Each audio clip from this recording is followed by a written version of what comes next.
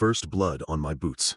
I arrived at the scene under a graying sky, the sun barely rising over the horizon.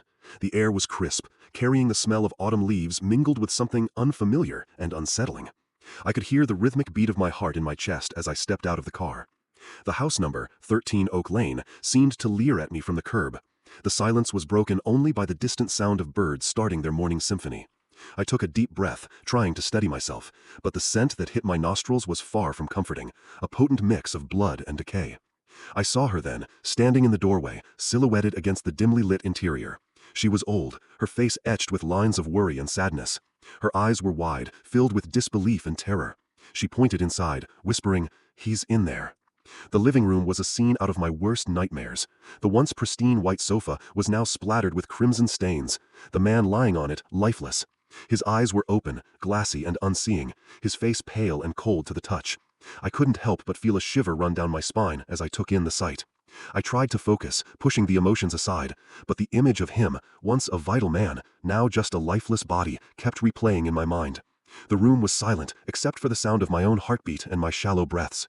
I felt an overwhelming sense of loss and disbelief that someone's life could be extinguished so suddenly, so brutally.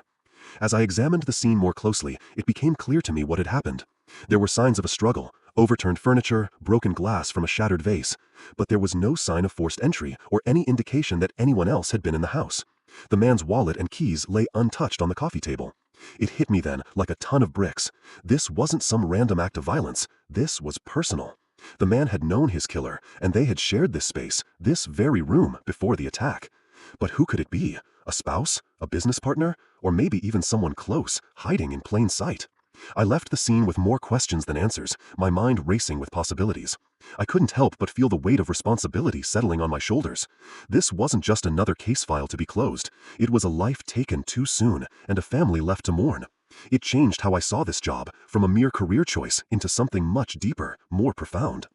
Every step I took after that felt heavier than the last, each breath shallower than before. But no matter how hard it got, or how many sleepless nights lay ahead, I knew one thing for sure. I couldn't let them down. I would bring justice to this man and ensure that his murderer faced the consequences of their actions. As I walked away from 13 Oak Lane, leaving the first major murder scene of my career behind me, I vowed to honor the memory of the victim by dedicating myself fully to finding the truth, no matter how long it took or how difficult the journey may be.